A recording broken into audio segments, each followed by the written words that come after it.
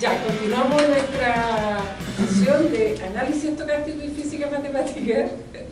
Ah, no es al revés. Física matemática. Promedio anómalos, ¿lo puedo decir? Sí. Condensación de Bose-Einstein, ruptura espontánea de simetrías continuas, revisitadas. Eso. Ok, de Marco Cordillera, del Departamento de Matemática de la Universidad de La Serena. Tiene 25 minutos. Estoy advertido que tengo que ser rápido y como una mezcla entre física y matemática. Entonces, porque hay un problema fundacional aquí que tiene que ver con la concepción de transiciones de fase. Hay varios conceptos de transición de fase. Una de ellas es el límite termodinámico. Hay transiciones que tienen que ver con defectos topológicos de los materiales, pero lo que vamos a ver aquí vamos a ver límite termodinámico. Y las transiciones vistas como singularidades de funciones en el límite, ¿no? Funciones termodinámicas. Transiciones de primer orden y segundo orden, y los problemas matemáticos y físicos que hay detrás de esto, porque se supone, hay un teorema famoso de Noether, ¿no es cierto?, que dice que en realidad las transiciones están acompañadas de ruptura de simetría en los sistemas. Y como además son sistemas cuánticos, se complica un poquito más porque las funciones termodinámicas que están acá no son exactamente las que uno ve desde el punto de vista clásico, y por lo tanto hay algunos detalles que fijar. Pero no voy a referir mucho a eso, voy a poner el contexto nomás, los resultados. Algunas cosas fueron ya demostradas, entonces si uno quiere ver los videos del CONCA, no del anterior porque no pudimos llegar, sino que uno mucho anterior, muy anterior, ahí están las demostraciones completitas. Entonces,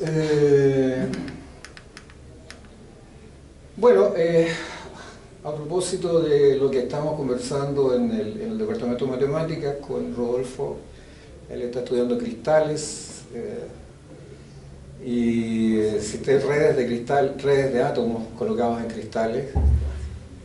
Son cuánticos, son átomos, son cuánticos, así que no hay muchas alternativas, y son sistemas finitos, aunque uno no lo quiera. Si lo quiere hacer desde el punto de vista real, objetivo, son sistemas finitos. Y por lo tanto tienen una representación que es bien especial. Ustedes entienden que en el caso de la mecánica cuántica los observables están representados por una álgebra de operadores. Una de ellas es un operador importante que es el hamiltoniano, que representa la energía del sistema. Los estados están representados por funciones de un espacio de Hilbert. El operador de todo junto está definido sobre un dominio adecuado para que su espectro sea discreto. Los saltos de energía en los sistemas cerrados, y estamos viendo termodinámica en el equilibrio, necesitan de que esos saltos sean efectivamente discretos, y por eso que no son necesariamente operadores compactos, pero sí tienen un espectro discreto. Eso depende de las condiciones de borde que ponga uno sobre el container de las partículas, que puede ser una caja, que uno transforma después en un toro, etc. Y vamos a tener que hacer un límite al infinito en algún momento para obtener los resultados que queremos obtener, porque a volumen finito no hay transición de fase posible, entre comillas. Bueno, ahí está el operador, ¿cierto? Bueno, el S, ¿no es cierto?, es el operador es el laplaciano para una sola partícula, que tiene un espectro que es discreto, como les dije, con un bottom, un valor mínimo. Uno tiene un estado fundamental para el sistema de partículas, que pueden ser n, encerradas en esa caja, y un conjunto de funciones ortonormales para cada caso, que le van a servir eventualmente para definir un conjunto ortonormal de funciones por un espacio un poquito más grande, un L2 de lambda n, donde lambda es la región que engloba o que contiene las partículas. Ahí está el espectro y ahí están los valores propios. Típicamente uno lo que hace no es estudiar en la práctica. Cuando se estudian átomos confinados, lo que uno hace es estudiar un número finito de partículas, como les decía, y lo que hace es definir un espacio de Hilbert para n partículas, a través de la simetrización del espacio de Hilbert de las funciones para una sola partícula. Eso es lo que uno llama HBN. El FDBH es el espacio de Fock, que es una suma directa de esos HBN que están ahí, me va a servir para describir un sistema de infinitas partículas, si es lo que yo deseo. El H0 es sencillamente los complejos, y vamos a tener un conjunto de operadores que son los operadores de creación y aniquilación de partículas que cumplen con las relaciones de conmutación que están ahí, el A y el ADAGA típicos, y todos los operadores que vamos a examinar, es decir, los observables físicos, van a estar escritos en segunda cuantización en términos de esos que están definidos ahí. HL es el operador de todos juntos sobre el espacio de Hilbert FA y está dividido en dos partes. H0 es el hamiltoniano libre, es decir, en donde no hay interacciones entre partículas, y el HI es aquel en donde están las interacciones. El FD, como le digo, es el operador sobre el cual, es el espacio de Hilbert sobre el cual actúa este HL. El L es por los límites, ¿no es cierto?, por el largo de la caja, si estamos estudiando una caja. Y beta es la temperatura inversa. Esto es típico en termodinámica, en mecánica estadística, y por lo tanto vamos a definir las funciones típicas. Esa es la segunda cuantización del operador de Laplaciano. El segundo es la segunda cuantización del operador de potencial, es decir, el que me dice cómo interactúan las partículas. Y n es el número total de partículas asociado a un modo J. El modo J podría ser átomos que están puestos en una red en la posición J. El n es la suma sencillamente de eso n J, y me dice cuántas partículas hay en cada momento, ¿no es cierto?, en la red. N' es el mismo n, pero le saco el primero. Esa es la función de partición. La función de partición está definida, es la traza. Uno hace el análogo con las trazas, ¿no es cierto?, en el caso de la suma termodinámica, en el caso de mecánica estadística clásica. Está definida la traza sobre el espacio de Fock, y ahí tenemos un operador exponencial. Se puede definir la exponencial vía teorema espectral. Ya les dije que el H tiene un espectro absolutamente discreto y está acotado por abajo. Esa es la presión del sistema. Este es el sistema gran canónico, lo que estoy tratando aquí, pero a volumen finito. Lo que queremos aquí es estudiar un sistema de infinitas partículas cuando el volumen se va a infinito en un sentido adecuado. Puede ser una cajita, un látiz, etc. Y ahí está la función canónica, partición ZNL, eso en el caso de n partículas solitas. Ahí no hay infinitas partículas, sino que estoy considerando solamente n, el potencial químico desaparece. Esto es lo que efectivamente se hace y lo que se estudia cuando uno tiene átomos confinados usando el campo electromagnético en los experimentos, ¿cierto? Eso es ZNL. 100 átomos de un cierto tipo confinados en un cierto espacio. Y FL rho L es sencillamente la energía libre asociada a esos elementos que están ahí. El rho L que está arriba, n partido por L, es el número de partículas y la densidad de partículas del sistema, sabiendo que hay n y el volumen es V sub L. Así que puedo definir dos estados de Gibbs. Uno para el sistema infinito, o que supuestamente se va a ir infinito, y una para el sistema que tiene solamente n partículas. Ya, el primero es el estado de Gibbs, que es un funcional definido sobre un álgebra de operadores. Para el caso gran canónico, que es el primero en donde aparece el mío, y el segundo es para el sistema de exactamente n partículas. Insisto, en realidad, para todo fin práctico lo que le interesa es estudiar el segundo, desde el punto de vista experimental. Ahora hay una relación entre el ZNL que está allá arriba, o la energía libre de arriba, ¿cierto?, en el caso canónico y en el caso gran canónico. En el caso gran canónico la presión es sencillamente la transformada de Legendre de esa presión, de esa energía libre que está ahí. O sea, los puedo relacionar los dos. Ese es el operador de densidad de energía. A falta de medidas, como en el caso de Irene, a falta de medidas lo que uno hace es estudiar operadores de densidad. Y el operador de densidad, ese operador de densidad eventualmente se puede transformar en una medida. Si uno puede diagonalizar adecuadamente el HL de mu respecto de ciertas variables reales, uno puede transformar eso en una medida. Pero en la práctica, en general, para hamiltonianos arbitrarios, eso es un operador de densidad. La traza sobre FB de ese operador de densidad es 1. Y como les decía, el estado de Gibbs es lo que está ahí. ¿Sí? El estado de Gibbs aplicado, el funcional de Gibbs aplicado sobre un observable cualquiera, es la traza tomada sobre el espacio de Fock, aquí hay infinitas partículas, o las va a haber, del operador compuesto con el ρL, con el operador de densidad de probabilidad.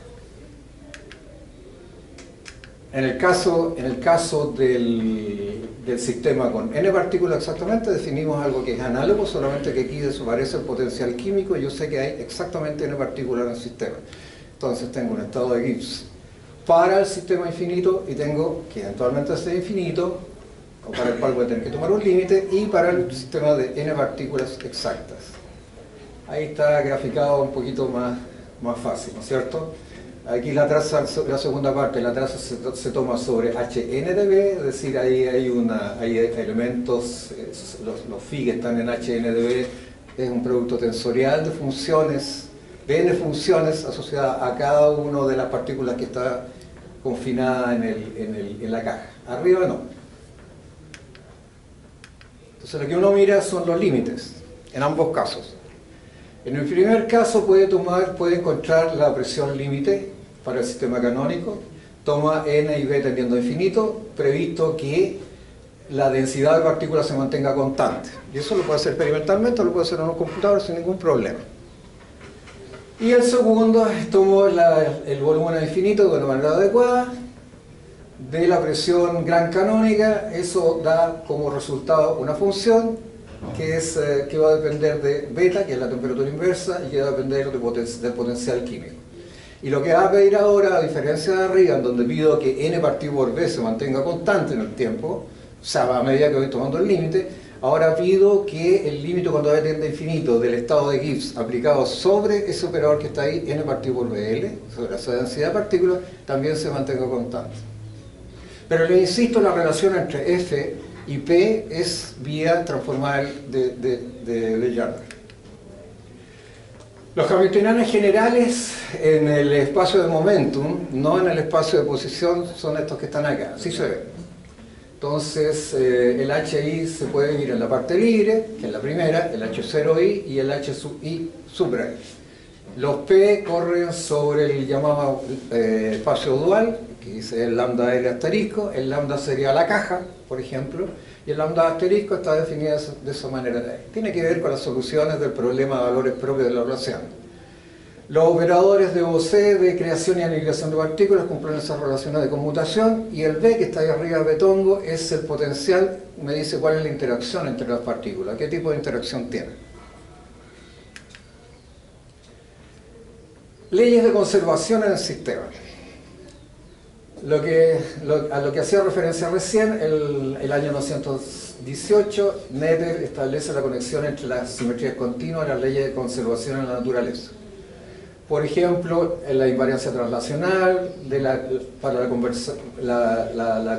la conservación del momentum lineal, la invariancia conduce a conservación de la energía, etc. Entonces, en resumen, si hay un operador que conmuta con HL, ese es el conmutador, 0 o HL de mu es 0, siendo O de t la evolución en el tiempo del operador, esa es la evolución en el tiempo del operador en el caso de un sistema mecánico cuántico, H es el sistema que representa la energía del sistema, sigue que esa derivada en sentido de operadores, eso está aplicado sobre un elemento del dominio de estos operadores, es exactamente esa expresión que está ahí. Si eso vale 0, bueno, obviamente eso es una constante del sistema, entre comillas. Pero que sea una constante, entre comillas, significa además que se cumplen ciertas reglas de selección. Que se cumpla la regla, la conservación anterior quiere decir que el sistema es invariante frente a ese grupo de transformaciones que están ahí. Si yo cambio los operadores de aniquilación de partículas por E elevado a phi, donde phi es una fase a phi, se van a cumplir las siguientes reglas de selección. La primera es la que está allá abajo, A daga P1 hasta PR, A Q1 hasta QS, unos son de creación de partículas y otros son de aniquilación de partículas. Eso va a ser 0, P1 hasta PR, Q1 y QS es momentum. es 0 si R es distinta de S, es decir, tengo que tener a la derecha la misma cantidad de operadores de creación y a la izquierda la misma cantidad de operadores de aniquilación para que eso sea distinto de 0. Si son distintos, si R es distinto de S, eso siempre va a ser 0. En particular, vamos a tener que el estado de Gibbs aplicado sobre Adaga es lo mismo que AP de mu, y eso es 0. Esa es una regla de selección. Entonces, si N, por ejemplo, el número total de partículas conmuta con H, el grupo global U1 de transformaciones de gauge de tau que está ahí, deja invariante al operador HL. Y esas son las condiciones, eso es lo mismo que escribir las condiciones que están allá abajo. Y esas son las reglas de selección. O sea, repetí lo que está antes escrito de otra manera. Entonces, cuando eso pasa, no hay ninguna transición de fase en el sistema. O sea, lo que dice el teorema de Noether es que si no hay ruptura de simetría, si la simetría se mantiene, el sistema se mantiene estable, incluso en el límite termodinámico, y no pasa nada. Pero a nosotros, ¿qué nos interesa? ¿O qué nos interesa? Estudiar sistemas en donde sí pasa algo, si hay una ruptura de simetría y si hay distintas fases en el sistema. Entonces lo que se hace en general es romper la simetría agregándole una fuente externa, entre comillas. Y el agregar una fuente externa ya es un problema.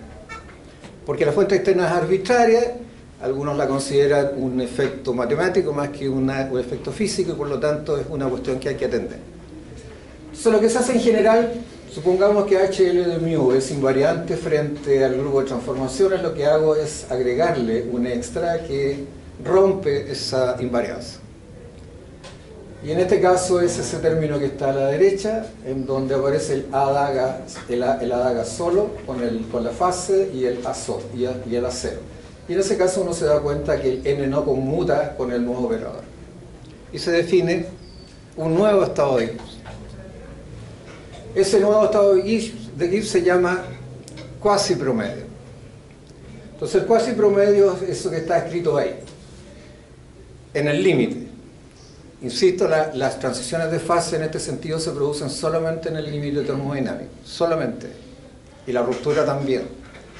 Entonces, ese estado con corchete un poco guateado es el límite cuando nu tiende a 0 más, en realidad podría ser a 0 nomás, o sea, hago desaparecer la fuente. Lo tomo después, ese límite lo tomo después de que tomaba el límite cuando v tiende a infinito del estado de Gibbs. Eso se denominan a veces también cuasi promedios de Bagaliov o promedios anómalos. Lo que pasa, tiene una gracia además ese cuasi promedio en el caso de las transformaciones de gauge, que si yo promedio con respecto a de phi, que es el ángulo, me da exactamente el promedio original de Gibbs. Ahí hay una medida de Hart, en el fondo estoy integrando respecto a una medida de Hart. Esa es la gracia de estos promedios. En este caso, cuando miren, recuerden que para el caso no perturbado, por la regla de selección, el A-daga y el promedio de Gibbs de A-daga y de A debiesen ser 0. En este caso, cuando ya ha agregado el término perturbativo, eso deja de ser 0. Y uno puede demostrar que deja de ser 0. Entonces, se da cuenta que si toma el límite cuando n tiende a infinito, nu tiende a 0 más, límite cuando b tiende a infinito, esas expresiones que están ahí, que va a ser al cuadrado al final, eso me da un número distinto de 0 si ρ, que la densidad del sistema es mayor que de partículas, es mayor que una densidad crítica, y 0 si es menor que la densidad crítica. Eso es una transición de fase. Eso es una transición de fase. ¿Okay? En el segundo caso, el límite de eso lo puedo intercambiar. Es decir, hay una singularidad, la función esa que está acá a la izquierda, estas dejan de ser continuas.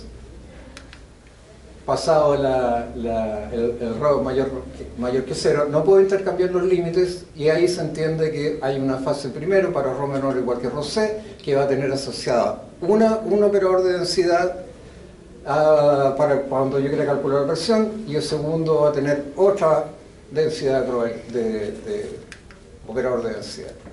Así que eso se ve así. Desde un punto de vista matemático, ρ menor o igual que ρc es la fase no condensada. Es posible tomar el límite intercambiarlo obteniendo 0. Ahí es 0. Sin embargo, si ρ es mayor que ρc, no puedo intercambiar los límites y eso es distinto de 0. Eso es una transición de fase. Pero esa transición de fase se produce solamente en el límite termodinámico. Y la ruptura de simetría se produce solamente en el límite termodinámico. Antes no existe.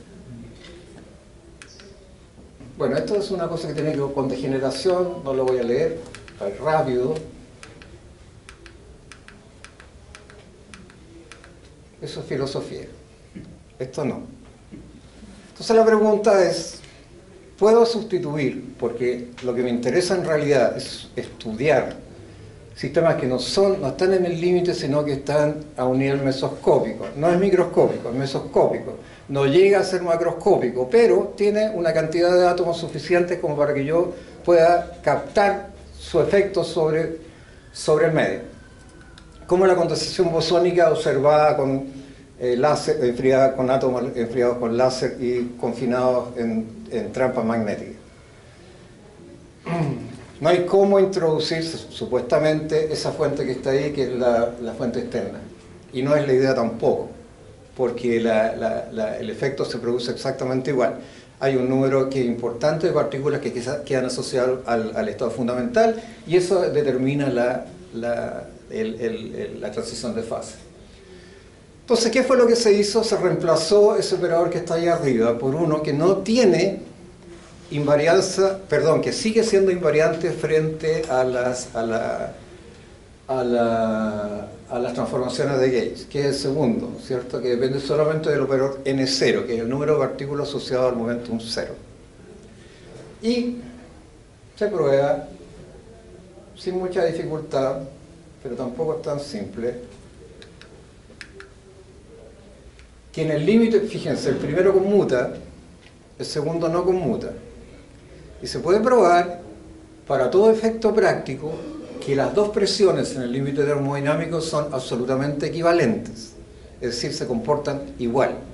Y puedo calcular todas las características para eso son las presiones en el límite. Se pueden calcular todas las características termodinámicas del sistema. ¿Cuál es la diferencia? Que el primero no tiene ruptura de simetría y el segundo sí. Ahí está el estado de Bogoliubov, el estado el cuasi promedio, ¿cierto? Ese funciona para la primera. Para la segunda funciona otra característica. Hay otra discontinuidad que se produce en el infinito, pero que no tiene que ver con la ruptura. Pero para efecto práctico funcionan en términos numéricos exactamente igual. Para el modelo en donde existe la ruptura, Soto probó en 2005 esa decorrelación que está ahí. Y le sirve a mi colega. Ese promedio que está aquí a la derecha, a la izquierda, el primero, dice, estoy calculando ese sistema está perturbado, el límite cuando tiene b tiende a infinito de ese operador que está ahí, dice A daga 0, 0, ese es el número total de partículas en operador dividido por el volumen. Densidad de partículas asociado al estado fundamental. Eso se puede correlacionar de la siguiente manera. La correlación me va a quedar separada con el operador de creación y aniquilación de partículas. ¿Okay? Los de la derecha, como el sistema está perturbado, también son distintas de 0. Y ahí puedo calcular exactamente eso. Hay una decorrelación. Pero eso funciona en el sistema perturbado con simetría, con ruptura de simetría. Veamos un modelo como el que tú tenías. Veamos un modelo en la red. Ese es un modelo en la red, el más simple de todos. H0 de L es la expresión menos sumatoria sobre vecinos cercanos de A daga alfa a beta. Están los átomos y tienen un álgebra en cada punto asociada, ¿no es cierto? De operadores de creación y aniquilación de partículas. Más un cierto potencial, no importa lo que es eso es una caja que está en su conjunto de Z3. Si lo pongo en el espacio de momentum, eso tiene esa cara que está ahí. el primero, el H0. El N es eso que está ahí, y el lambda LP es el equivalente a la energía cinética del sistema. Pero eso es una red. Fíjate, la expresión 1, esa, si ya no la miro en el espacio de momento y la miro acá, se ve así, es la misma. Dice el límite cuando v tiende a infinito de esa suma que está ahí, esos operadores, ahí está el espacio perturbado, esa cosa es distinta de cero, y lo de la derecha también es distinto de cero, eso también es una de correlación. La partí, es una esperanza, el estado de Gibbs es una esperanza, y me queda como el producto de la esperanza de los otros dos operadores. ¿Ok? Estas dos cosas suceden en la práctica. Bueno, pregunta, ¿puedo hacer eso mismo con el otro modelo? El que no tiene ruptura de simetría, sí. Puedo. Y para eso tengo que escribir astutamente el operador. Tengo que relacionarlo con el operador del modelo límite. Entonces uno usa un poquito de teoría espectral, y este es un teorema conocido. El N0 es un operador todo junto. Esa es una potencia fraccionaria de N0, que era el raíz de N más 1 por último, que estaba antes de N0 más 1. Eso se puede escribir de esa manera que está ahí, donde G es una medida de probabilidad que tiene esas características que están ahí. Además se comporta como un delta de Dirac cuando el lambda tiende a el lambda no, digamos. El G, si yo reemplazo el G por N, G, T, un medio, N lambda, es una sucesión, determina una sucesión de Dirac. Entonces, teníamos eso, y resulta que la función de energía libre del sistema con la perturbación fraccionaria, que no tiene, que sigue siendo invariante frente a las transformaciones de Gauge, se puede escribir de esta manera. Es decir, está correlacionada con la presión. En la última línea. Esa es la energía libre del sistema perturbado, pero perturbado con la perturbación que sigue conmutando con el operador N. Así que no hay simetría, no hay ruptura de simetría. Y la última línea es una integral, aparece una integral en donde arriba, en la exponencial, aparece exactamente la función, la energía libre del sistema original. Ese sistema que está ahí, el H0n de lambda más HDI. Esos son hamiltonianos superestables porque el teorema que relaciona estas cosas es para sistemas superestables, es decir, que tienen estabilidad para todo valor de μ. O sea, el μ recorre todos los reales. De tal manera que en estricto rigor yo podría examinar estos sistemas en la práctica, incluso desde el punto de vista experimental, sin notar ninguna transición de simetría. Y de hecho, una de las cosas que dice la teoría de la ruptura de simetría es que cuando hay una ruptura de simetría aparece un conjunto de funciones que son excitaciones del sistema que acompañan a la simetría, que son los llamados bosones de Goldstone, que son pseudopartículas, no son partículas. En este caso no es necesario, no aparece absolutamente nada, sencillamente hay un corte de simetría, hay una transición de fase, se produce la condensación, la puedo examinar para un sistema de n partículas sin examinar ninguna simetría, porque además la simetría de Gauge es una simetría matemática, no es una simetría física, difícil de detectar. Y por lo tanto es una manera de ver el problema diferente. Ahora, ¿por qué se reemplazan los A daga y A por raíz de n? Por la forma en que opera el A daga 0 y el A sobre el espacio de Fock. Y ahí aparece el famoso raíz de n, que en este caso sencillamente se reemplaza por la raíz de un operador. Esa es la moraleja de esto. No va a hacer ningún cálculo porque no tiene ningún sentido. Eso.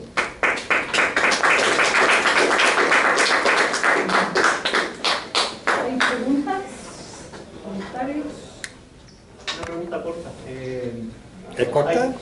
¿Hay una versión cuantitativa de la fórmula para la decorrelación o es algo netamente cualitativo? Seamos más claros. La correlación se produce en el límite.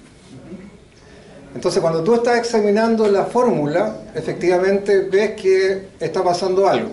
¿Ya? O sea, tú puedes calcular explícitamente la forma en que se va a separar. La versión cuantitativa. Obvio. Claro, ya.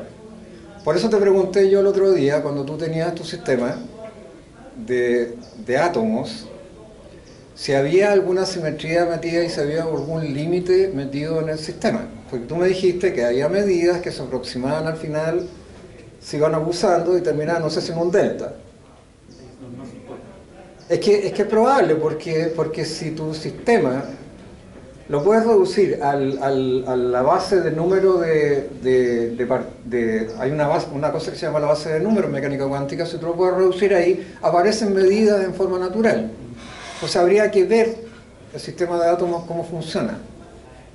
Por eso te pregunté si había un límite metido y si hay un parámetro de orden metido. Eso. ¿Más preguntas? ¿Sí? Una pregunta muy sencilla en realidad. Esa distribución de probabilidad que aparecía ahí, que era G, T, tal vez se podría volver. Era como 1 partido por lambda a la 3 medios por E a la algo partido por lambda, ¿no? Sí, pero ¿Qué? no tengo idea. Esto no lo calculé yo. Ya. Este es un resultado bien antiguo. En realidad, un medio es porque yo escogí el raíz de n más 1. Yo escogí raíz de n. Pero eso es general. O sea, es para cualquier alfa que esté entre 0 y 1. Se cumple para cualquiera. De hecho, podría sustituir esa perturbación por cualquier perturbación que fuera, no sé, por raíz a elevado a alfa, raíz de n, perdón, n elevado a alfa. Al alfa parece un tercio, un cuarto, está exactamente nada. No va a afectar en nada. Pero son pequeñas perturbaciones, o sea, es como que tú tuvieras la caja con los átomos, no los perturbaras de afuera, porque en el fondo tirarle átomos, crear un átomo o aniquilar uno es hacer una perturbación externa. Esto no hace eso. Es como que tuvieras una caja, la golpearas y aparecieran estas perturbaciones directamente en el operador. Esa es la diferencia. ¿Ves? Si no hay más preguntas, ¿Qué se siente?